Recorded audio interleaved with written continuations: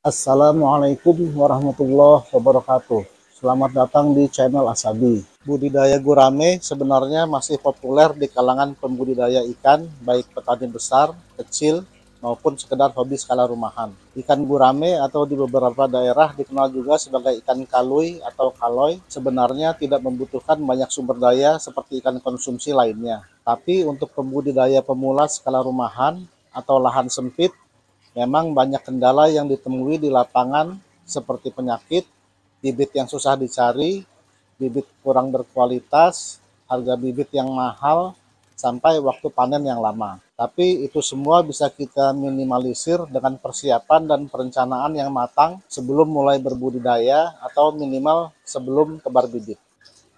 Pada video kali ini saya akan berbagi hal-hal apa saja yang perlu diperhatikan sebelum mulai berbudidaya ikan gurame skala rumahan atau di lahan sempit. Ikuti kelanjutannya sob. Hal pertama yang perlu diperhatikan adalah lokasi budidayanya sob. Ikan gurame salah satu ikan yang unik. Dia membutuhkan sinar matahari, tapi akan sakit atau bahkan mati apabila terkena sinar matahari yang sangat terik. Oleh karena itu, lokasi budidaya ikan gurame harus di tempat yang agak teduh tapi tetap terkena sinar matahari. Hal yang kedua, wadah atau media budidaya. Untuk budidaya ikan gurame skala rumahan atau lahan sempit, kita bisa menggunakan kolam beton, kolam terpal, kontainer box, atau bahkan ember.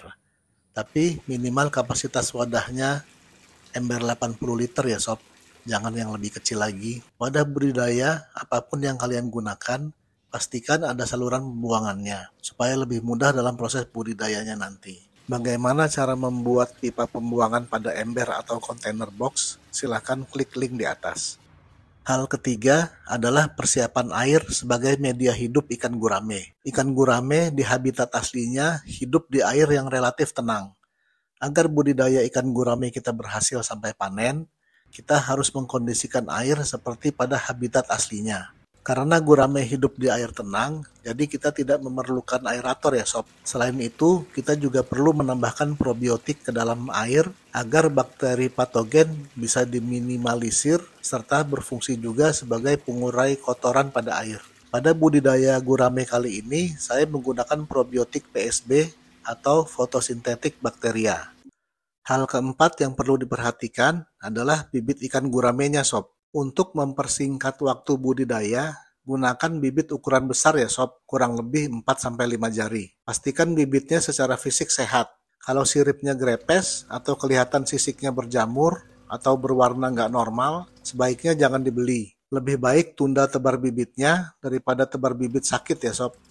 Hal kelima adalah penebaran bibit. Hal ini sangat penting ya sob. Jangan tebar bibit ikan gurame pada siang hari atau saat matahari sedang terik. Tebar bibit pada pagi atau sore hari untuk menghindari bibit stres. Sebelum ditebar, bibit harus diaklimatisasi terlebih dahulu dengan cara meletakkan plastik kemasan bibit ikan pada air tempat budidaya sampai suhu air budidaya dengan suhu air dalam kemasan bibit sama. Kurang lebih 10-15 menit biasanya. Kalau sudah aklimatisasi dan kondisi pagi atau sore hari, baru bibit boleh ditebar.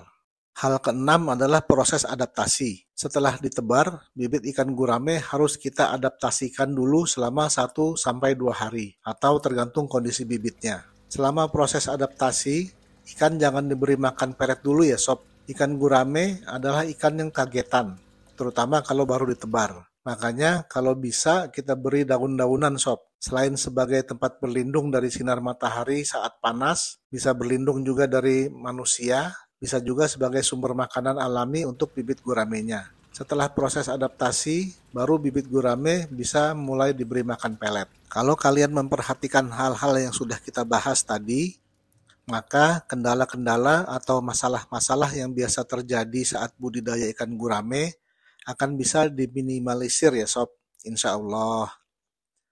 Oke sob, sekian video dari saya kali ini. Terima kasih sudah menonton sampai habis. Mohon maaf kalau ada kesalahan. Semoga bermanfaat dan semoga berkah. Sampai jumpa pada video-video Asabi yang lain. Wassalamualaikum warahmatullahi wabarakatuh.